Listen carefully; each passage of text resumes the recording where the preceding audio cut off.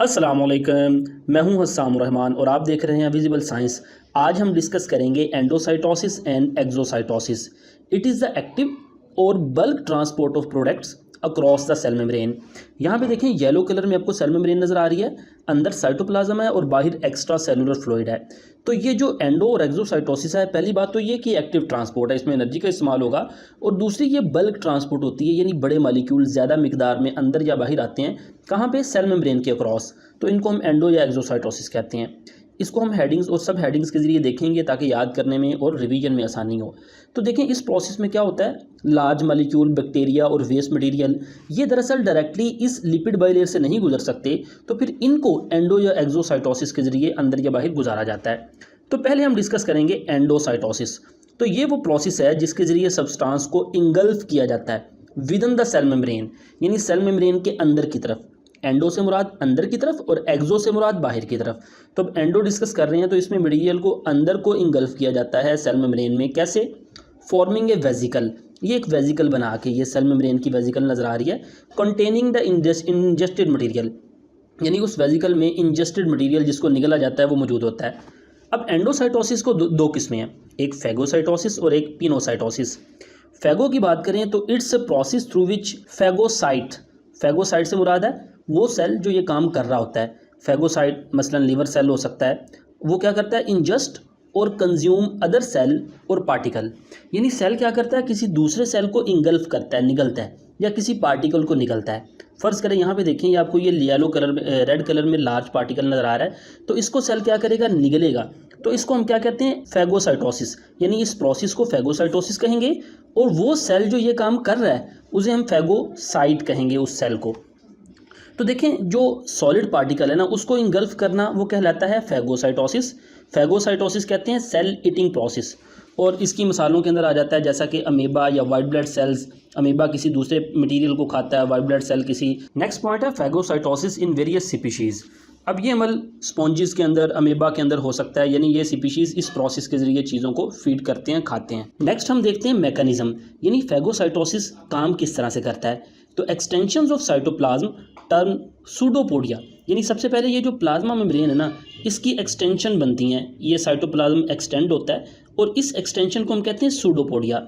अब ये एक्सटेंशन सबसे पहले सेंस करती हैं, फिर सराउंड करती हैं और फिर इनक्लोज करती हैं टारगेट को। यानी सबसे पहले इस टारगेट को सेंस किया जाएगा, फिर उसके गिर्द इनक्लोज, यानी इस तरह सेल मेम्ब्रेन को बढ़ाया जाएगा और फिर इसको मुकम्मल सराउंड कर दिया जाएगा और इस तरह से अंदर ले आया जाएगा, क्रिएटिंग ए वैक्यूल और फेगोसोम। तो ये जो वैक्यूल बनेगा इसको हम फूड वैक्यूल या फेगोसोम भी कहते हैं, इनसाइड द सेल मेम्ब्रेन, और ये सेल मेम्ब्रेन के अंदर बनेगा। अब रोल इन हायर एनिमल, ये तरीकाकार तो हो गया ना यूनिसेलुलर जानदारों में खुराक को निकलने का। हायर एनिमल में इसका क्या किरदार है? Phagocytosis primarily serve as defence mechanism against infection and antigen. हमें पता है कि वाइट ब्लड सेल्स जो इन्फेक्शन है और एंटीजन है उनके खिलाफ या तो एंटीबॉडीज़ बनाते हैं या उन एंटीजन्स को इंगल्फ करते हैं, तो ये एज ए डिफेंस मैकेनिज्म काम करता है। दूसरी किस्म है एंडोसाइटोसिस की, पिनोसाइटोसिस। देखें जिस तरह फेगोसाइटोसिस किसी सॉलिड मटेरियल को निगला जाता है ना, तो पिनोसाइटोसिस में क्या किया जाता है, नाउन एज सेल ड्रिंकिंग, यानी ये ड्रिंकिंग प्रोसेस है, इसमें ज़्यादातर लिक्विड मटेरियल को निगला जाता है। Is widespread in the plants and animal, बहुत सारा होता है। Function through this process cell take in nutrients such as ions, enzymes and hormones. तो ये लिक्विड फॉर्म है, इनको सेल अंदर लेके आता है। इसके मैकेनिज्म की बात करें तो इसमें सेल मेम्ब्रेन इनवेजिनेट्स। देखें ना, फेगोसाइटोसिस में तो ये सूडोपोडिया बने थे ना, सेल बाहर को निकली थी, लेकिन इसमें क्या करेगी, इन्वेजिनेट करेगी, अंदर को दबेगी इस तरह से, before budding off to form vesicle called pinosome, यानी अंदर को दबेगी और फिर ये बडी ऑफ होगी अंदर को, और ये जो वेजिकल बनेगी इसको हम पिनोसोम कहते हैं। यहाँ पे जो वेजिकल बनी थी इसको हम फेगोसोम कहते हैं। तो ये एक स्लाइड सा डिफरेंट है। फेगोसाइटोसिस में इस तरह से सूडोपोडिया बने थे, सराउंड किया था, और यहाँ पे ये इनवेजिनेट होगी, अंदर को दबेगी। नेक्स्ट बात करते हैं एक्सोसाइटोसिस की। तो इसमें एंडोसाइटोसिस के उलट प्रोसेस होता है, यानी मटेरियल को इनसाइड, अंदर से, आउटसाइड, बाहर की तरफ ट्रांसपोर्ट किया जाता है, और ये भी एक्टिव ट्रांसपोर्ट की किस्म है, यानी इसमें भी एनर्जी का इस्तेमाल होता है। नेक्स्ट इसके मैकेनिज्म की बात करें तो इसमें vesicles are packed within the cell, यानी पहले इन वेजिकल्स को पैक किया जाता है सेल के अंदर, transported to the cell membrane, और इसको फिर सेल मेम्ब्रेन तक पहुंचाया जाता है with the phospholipid bilayer fuse, और ये उस फास्फोलिपिड के साथ फ्यूज होती है। बिल्कुल इसी तरह जिस तरह एंडोसाइटोसिस में प्रोसेस हुआ था ना, तो यहाँ पे उसके रिवर्स प्रोसेस होगा, ये उसके साथ फ्यूज होगी allowing the content to release outside the cell, और फिर जो अंदर कंटेंट है ये आउटसाइड द सेल बाहर की तरफ रिलीज हो जाएगा, जैसा कि आप इस डायग्राम में देख सकते हैं ग्रेजुअली।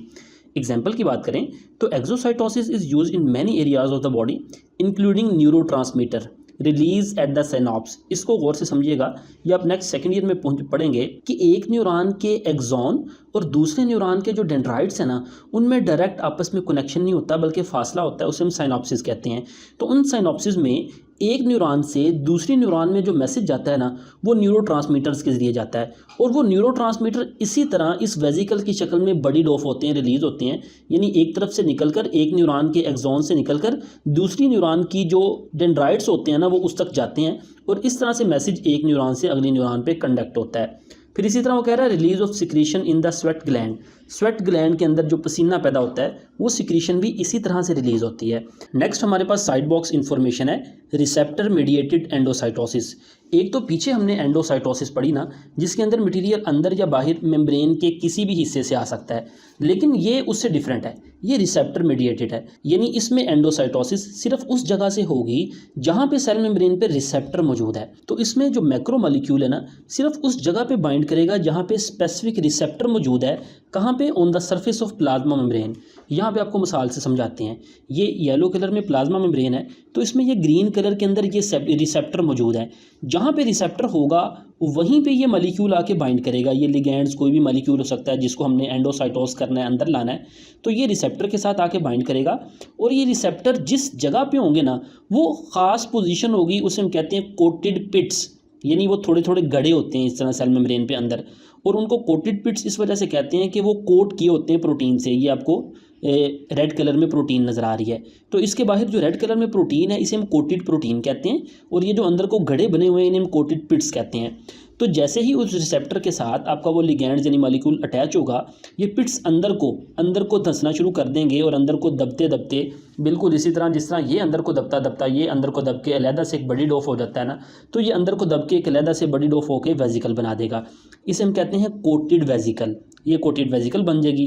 तो इस शक्ल के अंदर हम जब एंडोसाइटोसिस होगी उसे हम कहेंगे रिसेप्टर मीडिएटेड एंडोसाइटोसिस, क्योंकि इसमें रिसेप्टर मॉलिक्यूल्स ही सिर्फ मीडिएट करेंगे, हेल्प करेंगे एंडोसाइटोसिस के अंदर। तो ये था आज का लेक्चर, उम्मीद है आपको समझ आई होगी। फीडबैक ज़रूर दीजिएगा।